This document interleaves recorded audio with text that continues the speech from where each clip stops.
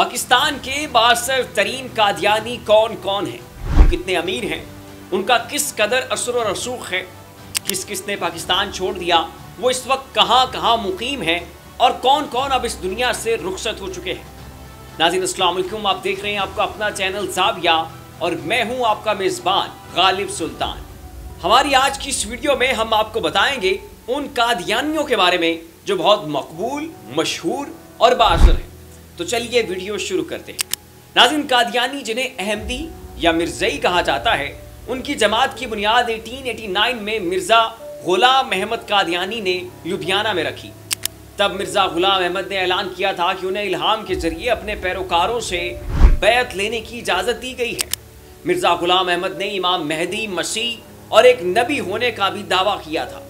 मिर्ज़ा गुलाम अहमद की वफ़ात के बाद हकीम नूरुद्दीन को उनका पहला खलीफा अल मसीह मुंतखब किया गया था। 1914 में हकीम नूरुद्दीन का इंतकाल हुआ तो पैरोकारों का इज्तिमा दो ग्रोहों में बट गया, जिनमें से एक अहमदिया मुस्लिम जमात और दूसरा अहमदिया अंजमन अशात इस्लाम लाहौर कहलाता है। इस वक्त यह जमात 200 मुल्कों में फैल चुकी है और इनकी तादाद 1.5 करोड़ के लगभग बताई जाती है। इनकी जमात के मौजूदा खलीफा का नाम मिर्ज़ा मसरूर अहमद है। चूँकि मिर्ज़ा गुलाम अहमद कादियानी ने नबी होने का भी दावा किया था और यह दावा ख़त्म नबूवत पर डाका जनी के मुतरादिफ था, लिहाजा जुल्फ़िकार अली भुट्टो ने 1974 में कौमी असम्बली में आइन साजी करके कादियानियों को गैर मुस्लिम डिक्लेयर कर दिया था। पाकिस्तान में इनकी बड़ी आबादी चिनियोट से मुल्हिका शहर रवा में मौजूद है और चूँकि रवा दरियाए चनाब के किनारे पर आबाद है, लिहाजा इसे चराब नगर भी कहा जाता है। नाज़रीन, कादियानियों के बुनियादी तारुफ के बाद अब हम आते हैं अपने असल मौजू की तरफ। बाअसर और मशहूर तरीन कादियानियों में सरे फहरिस्त आते हैं पाकिस्तान के मारूफ व मशहूर साइंसदान डॉक्टर अब्दुल सलाम। बहुत कम लोग ये बात जानते हैं इनकी पैदाइश ज़िला जंग में हुई थी। नाज़रीन, डॉक्टर अब्दुल सलाम बहुत बड़े साइंसदान थे। अगर हम इनकी साइंसी तहकीकात और एजाज़ात पर बात करें तो इस पर एक अलग वीडियो बनानी पड़ जाएगी। डॉक्टर साहब नोबेल प्राइज़ भी जीत चुके थे।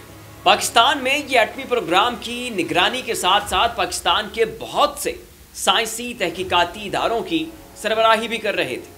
लेकिन जब भुट्टो दौर में अहमदी कम्यूनिटी को गैर मुस्लिम डिक्लेयर किया गया तो डॉक्टर अब्दुल सलाम बतौर एहतजाज पाकिस्तान छोड़कर बरतानिया चले गए, जहाँ इन्होंने बरतानिया की मुतअद्दिद यूनिवर्सिटियों में बतौर प्रोफेसर पढ़ाया, वहाँ तहकीकाती काम किया और आखिर उम्र तक वहीं रहे।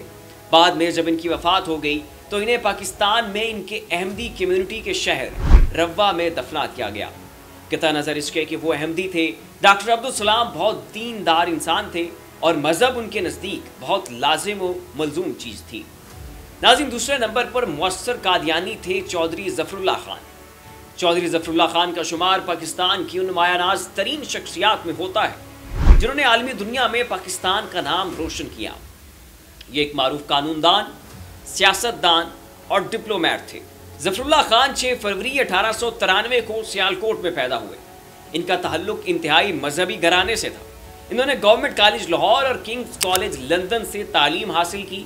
पाकिस्तान बनने से पहले ये पूरे भारत के वज़ीर रेलवे रहे। पाकिस्तान बनने के बाद ये पाकिस्तान के पहले वज़ीर ख़ारजा बने। अक़वाम मुत्तहिदा में पाकिस्तान के 2 दफ़ा नुमाइंदा रहे। ये 2 दफ़ा आलमी अदालत इंसाफ के जज बने और बाद जहाँ आलमी अदालत इंसाफ के वाइस प्रेसिडेंट रहे और फिर अक़वाम मुत्तहिदा की जनरल असम्बली के सदर मुंतखब हुए।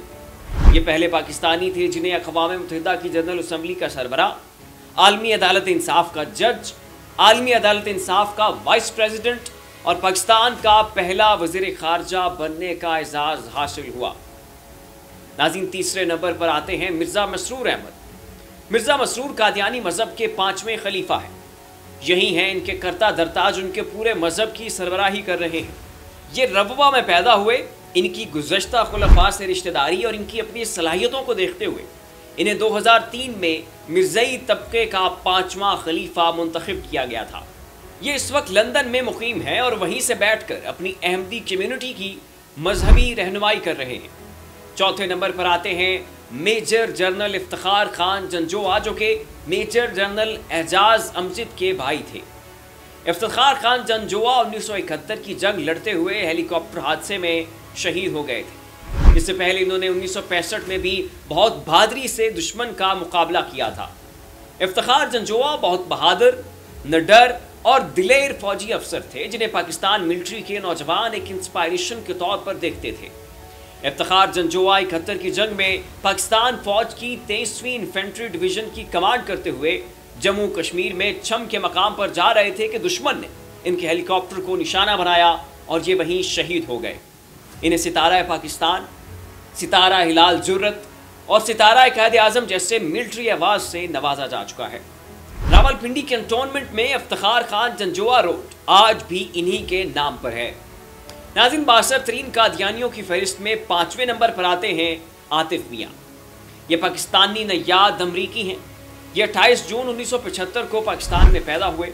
इन्होंने यूनिवर्सिटी ऑफ शिकागो से इकोनॉमिक्स में बैचलर किया, MIT यूनिवर्सिटी से इकोनॉमिक्स में ही PhD की और हार्वर्ड यूनिवर्सिटी से पोस्ट डॉक्टरेट किया।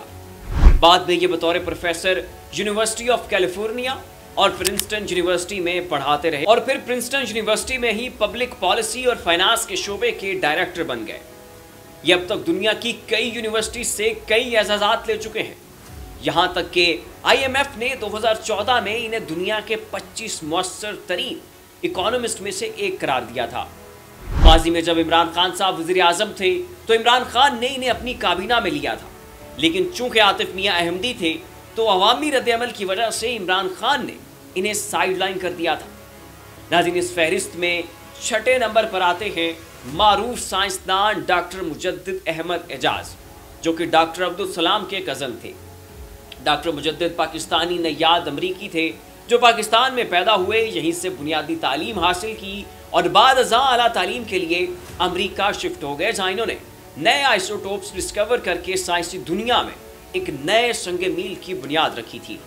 इन्होंने फ्लोरिडा यूनिवर्सिटी से न्यूक्लियर फिजिक्स में बैचलर और ओहायो यूनिवर्सिटी से पार्टिकल फिजिक्स में PhD की डिग्री हासिल की थी। बाद अज़ां ये अमरीका की मुतअद्दिद यूनिवर्सिटियों में फिजिक्स डिपार्टमेंट के HOD के तौर पर अहम तरीन जिम्मेदारियां सरअंजाम देते रहे। इन्हें अमेरिकन फिजिकल सोसाइटी और नेशनल अकेडमी ऑफ साइंसेस का मेंबर रहने का एजाज़ भी हासिल था। 9 जुलाई 1991 को डॉक्टर मुजद्दिद अहमद अमरीका में वफात पा गए और अमरीका में ही दफन हैं। नाज़रीन, 62 तरीन कादियानियों की फहरिस्त में 7वें शख्स हैं मंसूर एजाज, जो कि डॉक्टर मुजद्दिद अहमद एजाज के बेटे हैं, जिनका पेशतर जिक्र किया जा चुका है। मंसूर एजाज एक businessman, financier, writer, news analyst और एक डिप्लोमेट है।